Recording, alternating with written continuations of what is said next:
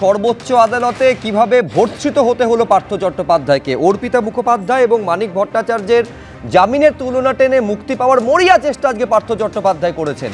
অন্যদের সঙ্গে তুলনা টেনে যখন জামিনের জন্য সওয়াল করছেন পার্থ চট্টোপাধ্যায়ের আইনজীবী, তখন স্পষ্ট সুপ্রিম কোর্টের মহামান্য বিচারপতি বলছেন অন্যদের সাথে তুলনা করবেন না, তার কারণ সবাই শিক্ষামন্ত্রী ছিলেন না, আপনি ছিলেন, আপনার লজ্জা পাওয়া উচিত।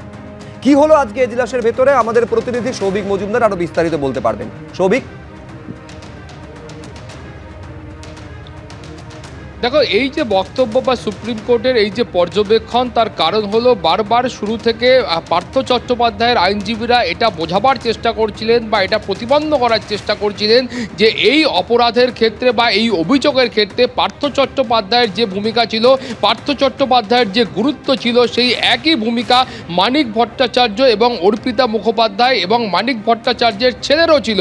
ফলত এই মামলার ক্ষেত্রে এই তিনজন কিন্তু ইতিমধ্যেই মুক্ত হয়েছেন, তাদেরকে নিম্ন আদালত, সুপ্রিম কোর্ট বা হাইকোর্ট থেকে জামিন দেওয়া হয়েছে। ফলত পার্থ চট্টোপাধ্যায়ের আইনজীবীদের বক্তব্য হলো তাকেও যেন জামিনে মুক্ত করা হয়, তার আবেদন যেন মঞ্জুর করা হয়।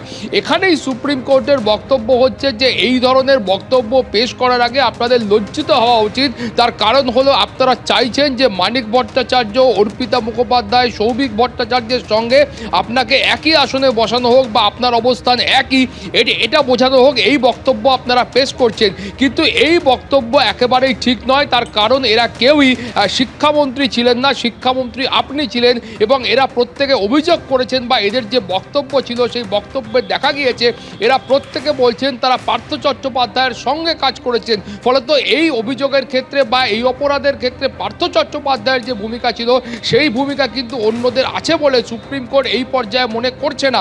তার কারণ সেই জন্যই সুপ্রিম কোর্টের তরফ থেকে খুব স্পষ্ট করে বলা হয়েছে যে এই ব্যক্তিদের অবস্থান বা অন্য অভিযুক্তদের অবস্থান এবং পার্থ চট্টোপাধ্যায়ের অবস্থান কিন্তু একই নয়। ফলে সব মিলিয়ে দুপক্ষের আইনজীবীদের যে বক্তব্য ছিল সেই বক্তব্য আজকে শেষ হয়েছে। ইডির মামলার প্রেক্ষিতে পার্থ চট্টোপাধ্যায় জামিনের যে আবেদন করেছিলেন তার সওয়াল জবাব শেষ হয়েছে।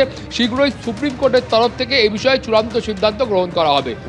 একটা বিষয় কিন্তু কোর্ট স্পষ্ট করে দিয়েছে যে জামিন পাওয়ার যে আবেদন সেটা কিন্তু সব অভিযুক্তের ক্ষেত্রে সমান নয়। আমি সলিল ভট্টাচার্যের কাছে আসবো, শুধু একটা কথা আমার মনে পড়ে যাচ্ছে যে পার্থ চট্টোপাধ্যায় যখন এর আগে একাধিকবার তিনি বলেছিলেন যে বোর্ড তো পরিচালনা করে এসএসসি, মুখ্যমন্ত্রী হিসেবে নিয়োগে আমার কোনো ভূমিকা ছিল না, অতএব আমি নির্দোষ, এইটা কিন্তু পার্থ চট্টোপাধ্যায় বলেছিলেন। কিন্তু আজকে একেবারে স্পষ্ট সুপ্রিম কোর্ট জানিয়ে দিল যে আপনি মন্ত্রী ছিলেন, অতএব অন্যদের সঙ্গে নিজেকে তুলনা করবেন না।